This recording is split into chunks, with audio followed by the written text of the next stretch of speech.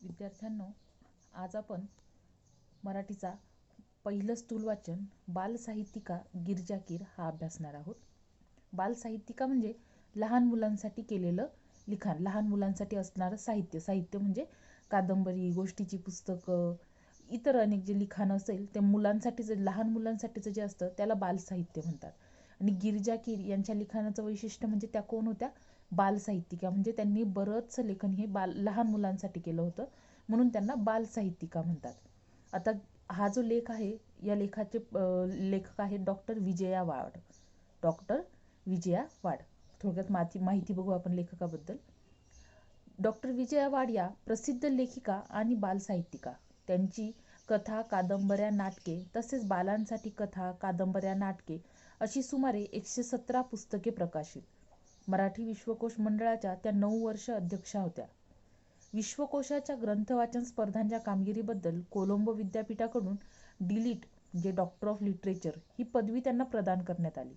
साहित्य क्षेत्रातील महाराष्ट्र राज्य पुरस्कार, महाराष्ट्र साहित्य परिषदेचा पुरस्कार, शिक्षण क्षेत्रातला जिजामाता पुरस्कार यांसह वेगवेगळ्या 95 पुरस्कारांनी त्यांना सन्मानित करण्यात आलेलं आहे. सन 2007 साली सांगली येथे झालेल्या मराठी बालकुमार साहित्य संमेलनाच्या त्या अध्यक्षा होत्या. त्यांच्या पुस्तकांची नावं बघू आपण.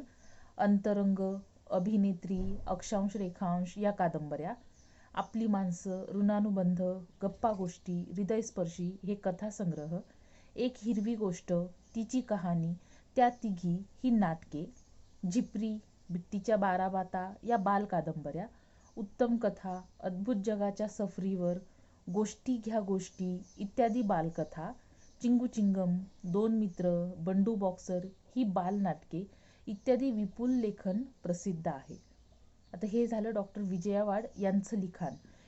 त्यांनी जवळजवळ 95 पुरस्कार मिळाले त्यांना. आणि किती पुस्तकं प्रकाशित केली त्यांनी? 117. आणि त्यातलं बरंचसं लिखाण हे कोणासाठी आहे? लहान मुलांसाठी. आता या विजया वाड ह्या स्वतः देखील एक बालसाहित्यिका आहेत आणि त्यांनी गिरिजा कीर या बालसाहित्यिकाविषयी हे लिखाण केलेलं आहे. आता हे पाठ कशाबद्दल आहे ते बघू. काही नावे वलयांकित असतात तर काही हृदयांकित असतात.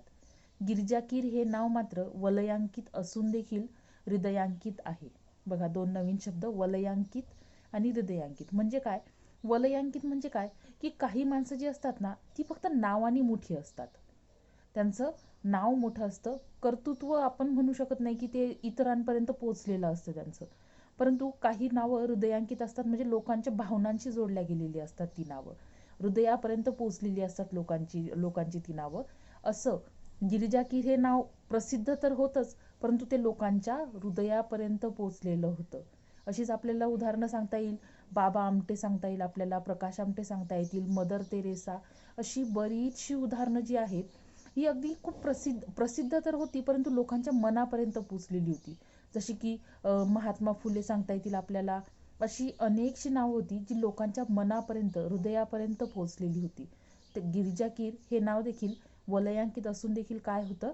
हृदयांकित, लोकांच्या मनापर्यंत पोहोचलेलं होतं. कारण त्यांच्या लेखन प्रवासाला माणुसकीची किनार आहे. आता हे का हृदयापर्यंत पोहोचले लोकांच्या?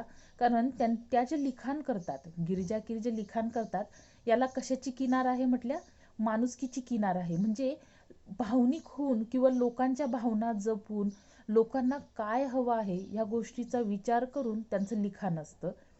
दैनिके, मासिके, नियतकालिके, पुस्तके, आकाशवाणी, दूरचित्रवाणी अशा सर्व माध्यमांतून लीलया संचार करणाऱ्या, उत्तम कथानकथनाने मने जिंकणाऱ्या या लेखिका.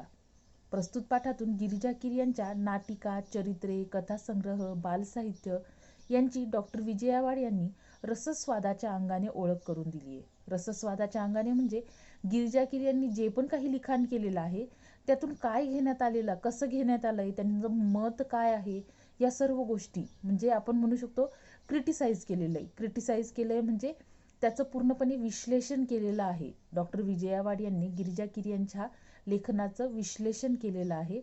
एखाद्या साहित्य कृतीकडे बघण्याचा आस्वादात्मक दृष्टिकोन विकसित होण्याच्या उद्देशाने प्रस्तुत पाठ समाविष्ट करण्यात आलेला आहे.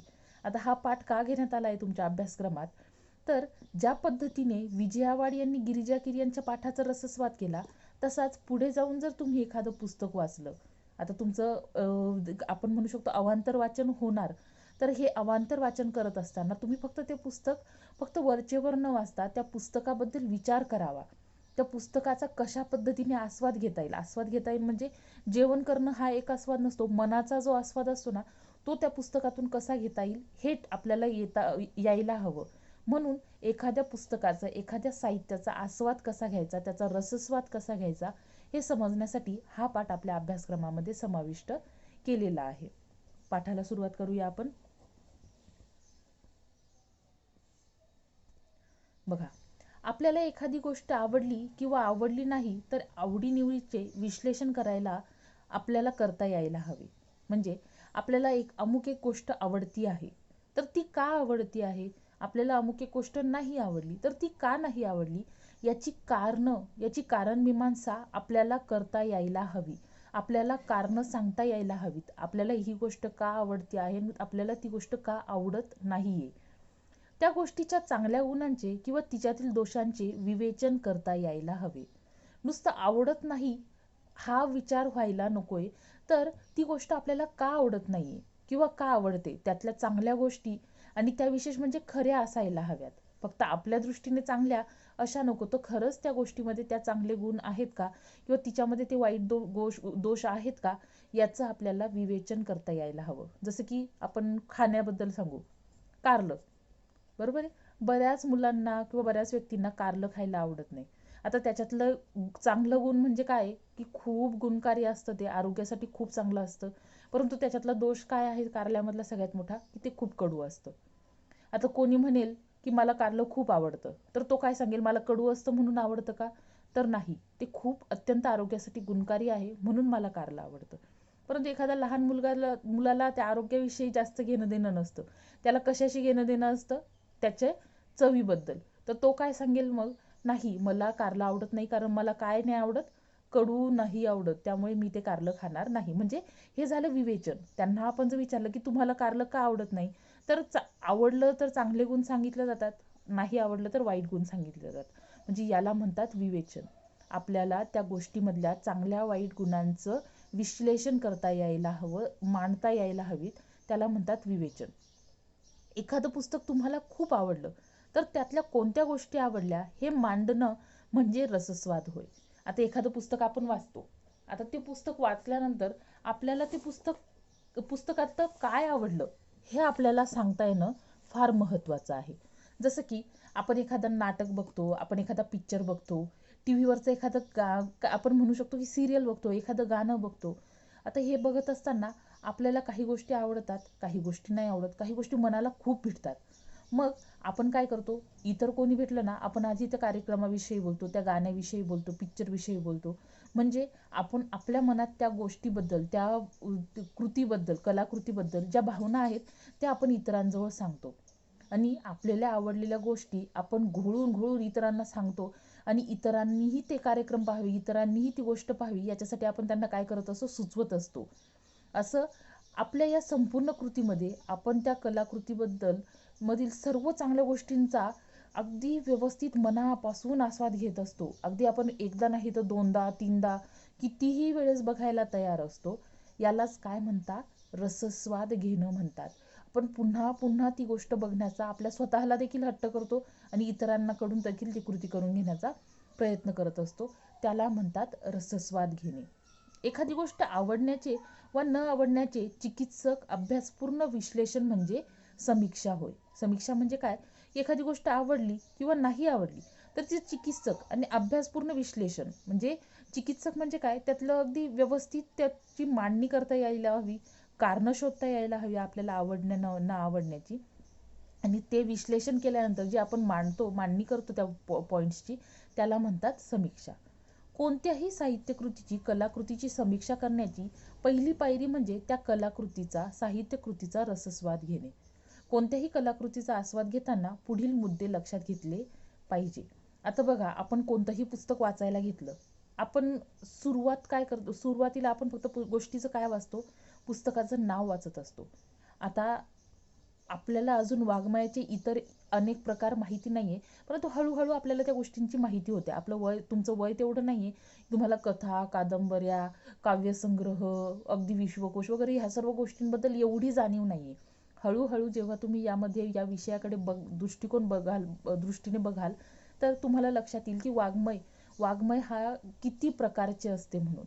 आणि सगळ्यात सुरुवातीला जेव्हा तुम्ही पुस्तक वाचायला घ्याल, तर तुम्ही आधी बघाल की हे काय आहे, ही कादंबरी आहे, हा कथासंग्रह आहे, हे नाटक आहे, हे काय आहे हा प्रकार. आता पुस्तकाची समीक्षा किंवा पुस्तकाचा रसस्वाद घेण्यासाठी काही मुद्दे असतात, ते जर लक्षात घेतले तर आपला पुस्तकाकडे बघण्याचा किंवा पुस्तक वाचताना त्या पुस्तकाकडे बघण्याचा दृष्टिकोन बदलतो. पहिला मुद्दा आहे पुस्तकाचा वाङ्मय प्रकार कोणता.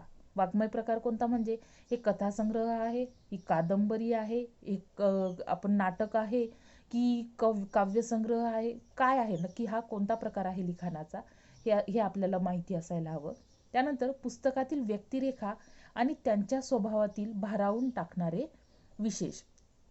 आता ज्यावेळेस पुस्तकातली जी व्यक्तिरेखा म्हणजे काय, कॅरेक्टर, म्हणजे ऍक्टर ऍक्ट्रेस असतात ना आपल्या पिक्चर मधली, तसं पुस्तकामध्ये देखील असतात कॅरेक्टर्स, आणि त्यांच्या स्वभावातील भारावून टाकणारे विशेष. आता आपण पिक्चर बघताना सहसा आपण काय करत असतो, तो हिरो किंवा ती हिरोईन असते, त्यांचा स्वभाव कसा आहे, ते कसे मांडतायत त्या स्वभावाला, हे बघत असतो. नाटकामध्ये देखील तसंच असतं. परंतु पुस्तकामध्ये जी पात्र असतात ही आपल्या समोर काम करत नसतात, तर ती त्या पुस्तकामधून ओळींमधून स्पष्ट होत असतात. ज्यावेळेस पुस्तकाचं लिखाण केलेलं असतं, तर त्या व्यक्तिरेखा ज्या आहेत, ते जे कॅरेक्टर आहेत, यांचे स्वभाव जे ठरलेले आहेत किंवा जे दाखवण्यात आले आहे ते कसे, त्यांचा तो स्वभाव कशा पद्धतीने रंगवला आहे, हे आपल्याला म्हणजे नक्कीच आकर्षून घेणारं असायला हवं. व्यक्तिरेखा सहजपणे फुलल्या की बारकावे कृत्रिमपणे टिपल्या आहेत, हे बघायचं. म्हणजे ज्या व्यक्तिरेखा आहेत, जे कॅरेक्टर आहेत, अगदी सहज गतीने लोकांच्या मनापर्यंत पोहोचले की अगदी त्यांना जबरदस्ती लोकांच्या मनापर्यंत किंवा जबरदस्ती अगदी खूप मोठं करण्यात आलेलं आहे, हे लक्षात यायला हवं. कथानक आकर्षक व उत्कंठावर्धक आहे का. कथानक म्हणजे जी तुमची गोष्ट आहे ही आकर्षक आहे का, अगदी प्रत्येक वयातील व्यक्तीला आवडेल, किंवा ती जे साहित्य आहे ते ज्या व्यक्तीसाठी किंवा ज्या वयोगटासाठी बनवलं आहे त्यांच्यासाठी ते आकर्षक आहे का, लोकांमध्ये उत्कंठा म्हणजे काय, उत्सुकता निर्माण करणारा आहे का, हे बघावं.